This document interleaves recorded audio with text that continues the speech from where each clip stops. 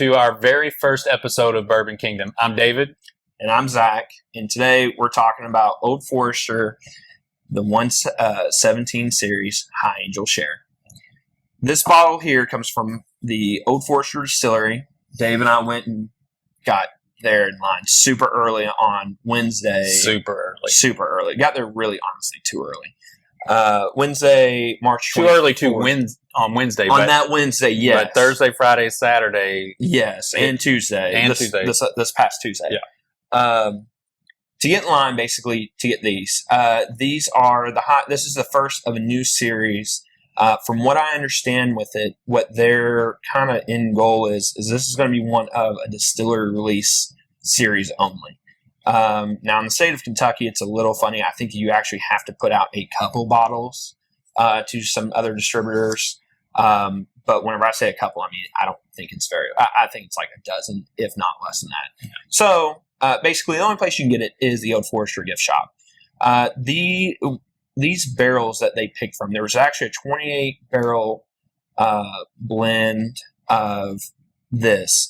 And basically what they did was these barrels were basically too small from either evaporation or leaks within the Old Forester brick house, basically. And so they were basically just kind of tucked away. And I don't want to say hidden, but just they weren't used because in the single barrel program, they have to have so much. They have to be able to allocate so many bottles. Those barrels couldn't do that. So they took all of them together. They made a blend of it, and this is what we have. We have a very small limited release. These are only 375s. Why they chose to do that, I don't know. I think the goal was to get more bottles out, but then at the gift shop, you could buy 4. Yeah, you could buy 4. So I don't know what they're doing. And you can obviously... but I like it. Yeah, I do too. Yeah, I like it. Yeah, I like it. Yeah. So, and really, I've heard some people even kind of online complain because the retail price for these are $50. But if it was a $750 and you were paying $100, that's basically along the lines of highly allocated stuff, and that would actually be cheaper for some of the Old Forester stuff. Considering with President's Choice, Birthday Bourbon, and the 150s that were out last year. So, but anyways, Old Forester, everybody knows. I think most people all know who Old Forester is, what they're about. They're owned by Brown-Forman, and the proof on these bottles are 110. A lot of people have been talking about online how these are really, really hot and how they hit kind of hard and heavy. So today in the review, we'll figure that out and let you know. We'll see. Yeah. So we shall see. I won't lie though. Because you haven't had this yet. I've not had it. This is first taste. And I've really enjoyed it so far. So, as I'm spilling it. As you're spilling it. Mm-hmm. Let me sop that up. Yeah.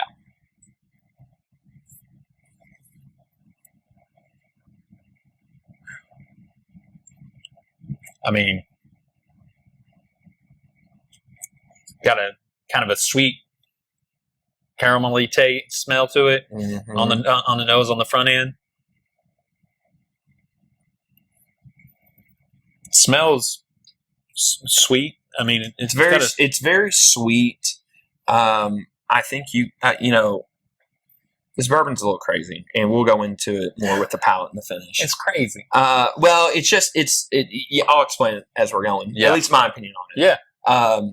But yeah, the nose to me, this is not a very traditional Old Forester. Old Forester to me, you get a lot of that Old Forester banana. Yeah, and the banana's always present. And I don't get any kind of banana on any aspect of this whatsoever. The more it kind of opens up, I think it's definitely very sweet with like some coconut in there. But then you also get a little bit of the spice notes. Sorry, I went ahead of you a little bit and started tasting. You're fine. I get it. Oh, man. That is not at all what I expected from it. When you said it was crazy. The palate, and I was talking to a friend of mine about this at work the other night. The palate's almost overwhelming in the sense that I wouldn't say it's overpowering, like not that it's like blowing you away with heat or just whatever. There's just so much going on with this that it's just kind of wild. And the finish for it too just lasts forever with it. But yeah, the palate, as I was explaining to him, I mean, for a while there, I just kind of had to drink on it and sip on it for a while and just kind of really kind of break it down as I was going. And that's not, I mean, I'm not going to say I'm good at drinking or I have. I'm good at drinking. Yeah, I am good at drinking the bourbon. I'm not necessarily like the best at like, breaking down the palate or the nose or the finish. Or and you'll learn that about us. Yeah. We're just a couple of guys who thoroughly enjoy bourbon. Exactly. I like my bourbon a lot of times with a little bit of water or even a little bit of ice, and I'm learning to like it neat. And so that's kind of who we are. He's a completely neat drinker. Yeah, basically. Like I for a long time, I was somebody who liked on the rocks and everything too. But yeah, I've gotten to the point in the last year and a half to where I just drink everything neat, and it's just how I enjoy it. But to each his their own. Everybody drink basically however you want to drink bourbon. Drink bourbon. Like it's not a big deal. Yeah, we're all here to have fun and experience it responsibly. I don't really get. I mean, it's good coming. When it first hits my palate, man. I really like that. Yeah, it's got a sweetness to it, but then like right on that sweetness, there's a little bit of punch to it that just kind of stays in your mouth. Yeah. So for me, it's very rich and it's very full. Like it's it's a delicious bourbon. It is. It's so on the front of that palate, and then what it kind of evolves into a little bit. There's some heavy char in there. Yeah. Like in the middle of it, towards the back end of it. Yeah. And it has a lot of notes to like a heavy, to kind of like a can of Kentucky, which is a Brown-Forman product. So it makes sense. Yeah. But that is kind of, it's very different. Like what I appreciate about a good allocation is A, a reasonable price, but B, that it's different from what I'm already getting. If I'm getting more of the same and I'm having to spend more or whatever it is, if it's either retail or on the secondary, then it's a miss for me typically. But this is so different. Yeah. I really appreciate it. I enjoy that about distilleries who even as a 375, like Woodford does a 375. Yeah. Yeah. And their 375 distillery series is they're good. The double oak, the 4 grain. Yeah. My personal favorite is the 5 wood. It has such a different palate to it that like you appreciate a distillery who can just not put out the same old, which has been really good. Yeah. No, it's pretty phenomenal, and I love the tobacco note on it too. So I'm kind of I love those kind of notes too, especially on the nose. But yeah, it's really good. And what's really neat about this bourbon itself is it starts out really sweet and evolves to the back side of that, going towards that finish to a very kind of spice, very rye, spice, black pepper kind of finish there. And I don't even mind that because normally I'm not a rye. I'm not a rye guy. I'm not a rye guy. And but I don't mind it on this because I think the sweet and the spice at the front end, like just the heat at the beginning and the sweet and the heat, it almost makes the rye like a welcomed little note at the back end of it. Oh yeah. It's just, and it lasts forever. Like this, the other night whenever I cracked it open, I normally will grab a couple bottles and I'll try them and I'll try stuff that will be similar to it just to see how they kind of complement one another. Yeah. I just stuck with this one because the finish was so long. I didn't want to take away from it. I just want to see how long it lasts. And it was and is forever. It is good. It's very nice. But I would love to see the combination of barrels that they did because there's no way they didn't have a rye, one of those rye barrels. You would think they probably did. You would think. Yeah. Because, like I said, just that rye. Throw a little bit of rye in there. Yeah. No, it's awesome, though. Yeah. So. But, I mean, all in all, for a special allocated bottle, limited, a batch one, you're only going to be able to find it this one time. Batch one, I'm hoping that they, like, if this is the beginning of it, my hope is that they do 30 batches and are all just have different things to them. But this is really a good product.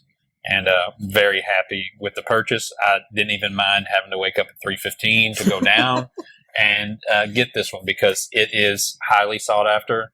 If you are at all into bourbon and you're on bourbon pages, you see that, I mean, people are wanting it and just clamoring for it. So they're not going to be disappointed either. That's the cool thing is, like this, even though the nose is underwhelming on this, maybe a little bit, it has a great finish, great taste, and just a kind of an amazing little bourbon. Yeah, really for me, the only thing that I wish was just a smidge better, well, not even a smidge, a little bit better, would be the nose. I think the nose is fine to it, but it leaves you a little bit wanting it doesn't, from it, especially with that palate and that finish. That palate and that finish is so good. It's like a secret. It's like it's like Jackie like wanted to have like a little secret. She was like, guess what?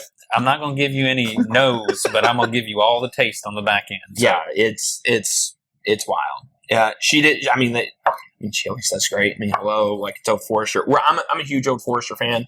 It's one of my favorite distillers, if not my favorite distillery. I mean, it's my favorite so much I live 7 minutes away. So, whenever he had to wake up at like 3 something. He did not. But yeah, so it's great. Obviously, I highly recommend getting one. Probably by the time you watch this video, you probably can't get one because they're probably sold out. Apologies ahead of time. But if I understand how they're going to do these releases, I think the goal is they're going to do them twice a year to possibly 3 times a year, and they're all going to be a little different. Yeah. I have I don't want to say I have a suspicion. I just have like a hope. Like, and when I say they're going to be different, like, I don't, we obviously have seen, heard, and we know the barrel proof ryes are coming. I want to see them do something like a wheat, or something like that. Or maybe do something, I don't know, like something with a finish game, not just like a port finish, but like something kind of funky, like one of the Bardstown finishes that they do. Man. It'd just be good. This is just so good. I know.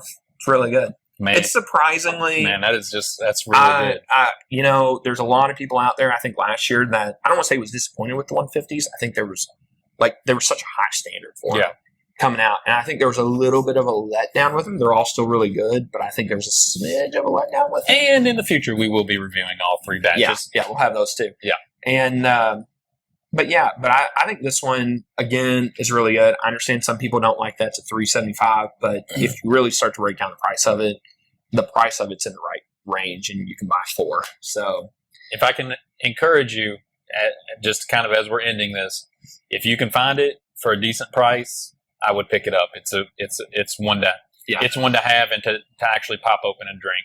It's a really good one. So it's really good. Yeah.